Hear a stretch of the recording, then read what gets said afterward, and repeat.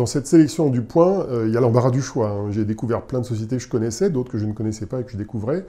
Et je me suis focalisé sur une société dans un domaine qui me passionne en ce moment, c'est le domaine de la santé. Et il s'agit de Cardiologue. Alors pourquoi Cardiologue? Parce que c'est une start-up qui mélange plusieurs sujets et qui associe plusieurs idées qui me semblent intéressantes. D'un côté, il y a la santé, il y a l'intelligence artificielle, qui est un domaine en plein développement en ce moment, qui anime beaucoup de startups et c'est un marché très prometteur. Il y a les objets connectés, parce que l'électrocardiogramme qui est analysé, il vient d'un objet connecté.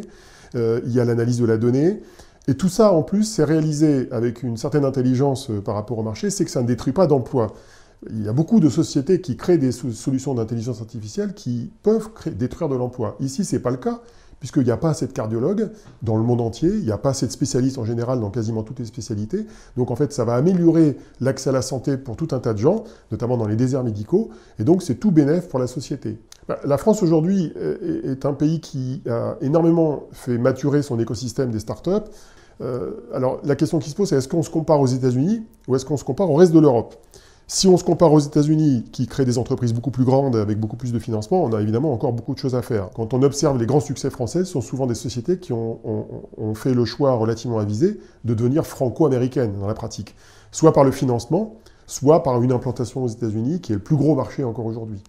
Si on se compare par contre à l'échelle européenne, on n'a pas à rougir, on est probablement un des premiers pays de ce point de vue-là. On se bat en duel avec les Anglais, qui nous dépassent encore sur la capacité à financer les entreprises, mais qui ne sont pas forcément aussi bons que nous dans la qualité des équipes ou dans la dimension scientifique ou technologique. Donc on est en gros nez à nez avec les Anglais, avec des qualités et des défauts qui sont différents, et on n'a pas à rougir. Le guide des startups est un outil relativement original sur le marché, parce que c'est probablement l'outil le plus complet pour aider un entrepreneur à créer sa startup, dans la high-tech en général et en particulier dans le domaine du numérique, et en même temps il est gratuit. Et il a été créé de manière collaborative avec une cinquantaine de contributeurs et il a 10 ans d'ancienneté. Il est mis à jour régulièrement, je le mets à jour à peu près tous les ans maintenant, au mois de mars, c'est un produit de printemps.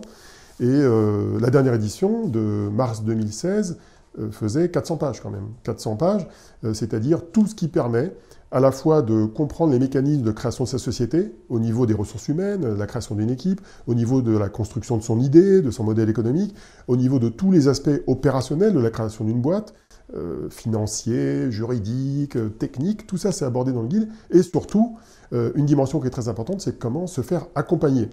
Et le guide fait un inventaire qui est un des plus exhaustifs sur la place française aujourd'hui, qui est de couvrir l'écosystème du financement, l'écosystème de l'accompagnement, pour trouver ces petits. Et non seulement à Paris, mais aussi dans les régions et même l'outre-mer.